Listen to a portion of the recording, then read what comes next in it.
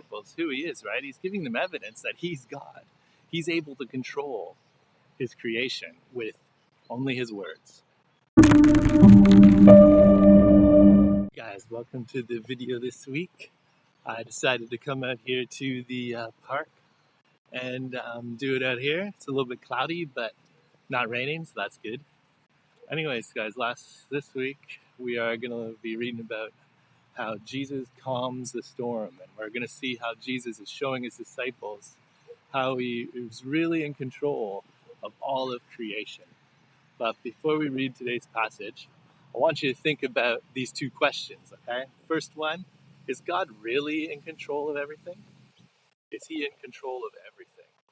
And the second question I want you to think about is, how did Jesus calm the storm? So listen to the passage and think about, how did he calm the storm? Now here's today's passage. It comes from Mark chapter 4, verse 35 through to 41. And here's what it says. On the day when evening came, he said to them, "Let us go over to the other side," leaving the crowd. They took him along with them in the boat, just as he was, and other boats were with him. And there arose a fierce gale of wind, and the waves were breaking over the boat so much that the boat was already filling up. Jesus himself was in the stern, asleep on the cushion. And they woke him, and they said, "Do you not care that we're perishing?" And he got up and rebuked the wind and said to the sea, "Hush, be still." And the wind died down, and it became perfectly calm. And he said to them, "Why are you afraid? Do you still have no faith?" They became very much afraid and said to one another, "Who then is this, that even the wind and the sea obey him?" Now, we've read over the last few weeks about Jesus teaching the crowds and speaking to them in parables. And he'd been teaching the crowd all day long, and now he's probably very tired, right? So he tells his disciples, "Hey, let's go over to the other side of the Sea of Galilee." Now remember, they were already out in a boat just off the shore while Jesus was preaching, because sound travels better over water, and plus too, the crowds would always press up against him. There's so many people wanting to get close to Jesus, right, for the miracle. So he was out in the water already in this boat. Now we can see that there were a few boats that went along, as there would have been small boats, and probably only about 7 or so people would have fit in one of these boats. So a whole bunch of these boats went over.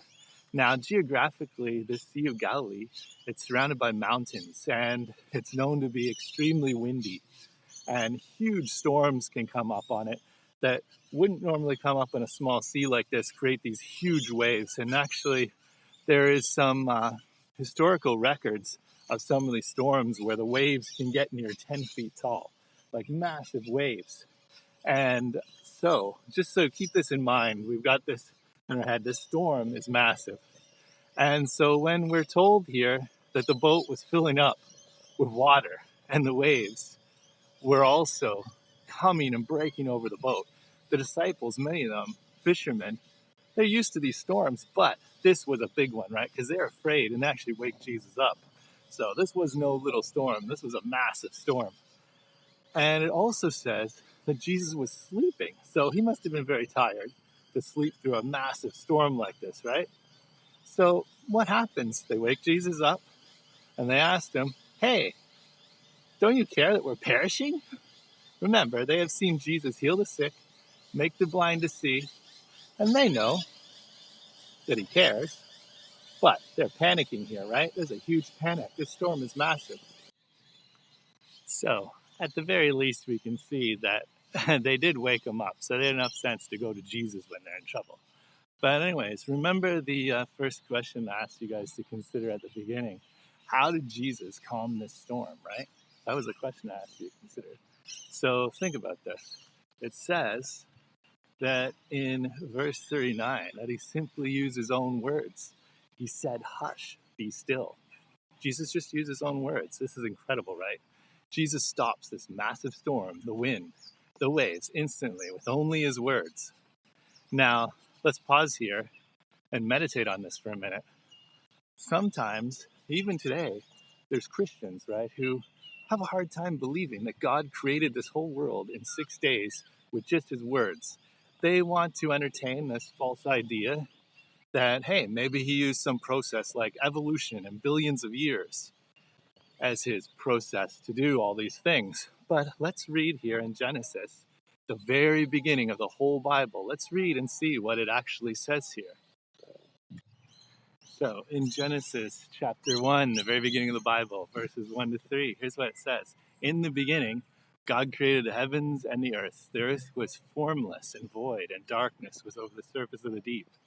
And the Spirit of God was moving over the surface of the waters. Then God said, "Let there be light." And there was light. Now, think about this. God creates differently than we do. He does it with his words, and things happen instantly, like we see here in this Bible verse, right? I think many people, even Christians, have a hard time imagining this because they look at themselves. We look at how we create things, and that takes other material things that already exist, like paper and paint and pencil, right? And computer. When we create with things, we need things that are already created to make with. Plus, what do we need? We need something called time. We need time to create. But God, he's eternal. He exists outside of time. He doesn't create the same way that we do. Go figure, right? Now, when Jesus does this miracle by calming the storm, he's showing them all who he is. He's showing the disciples who he is, right? He's giving them evidence that he's God.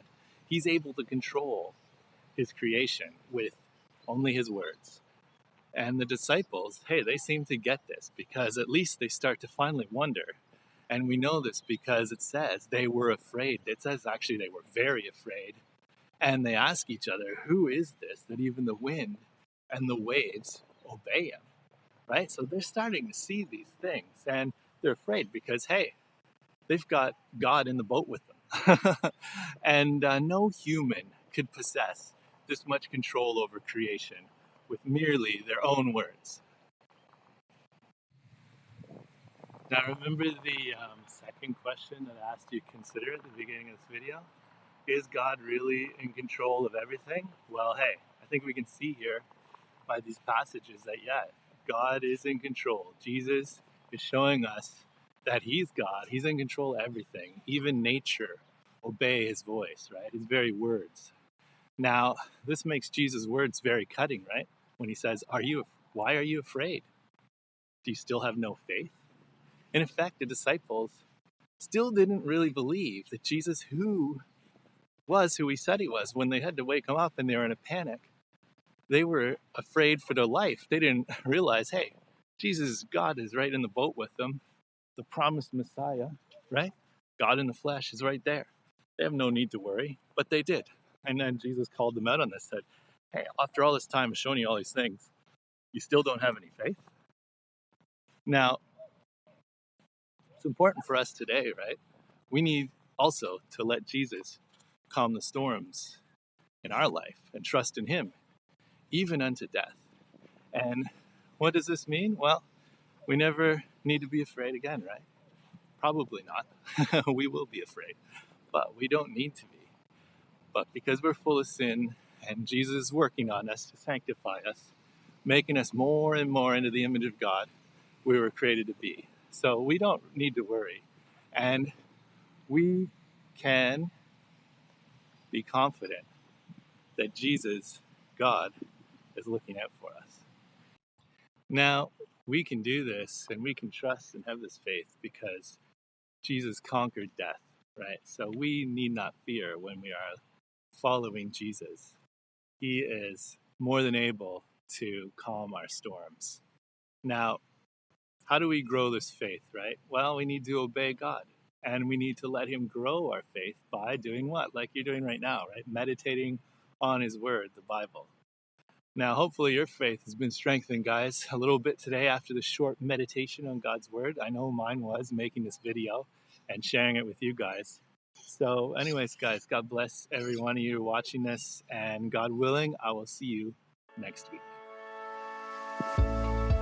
for watching the video this week. And remember, true knowledge is meant to be shared. So go out, tell a friend or two or three or four or five. Tell 10 friends what you learned this week, and I'll see you next time.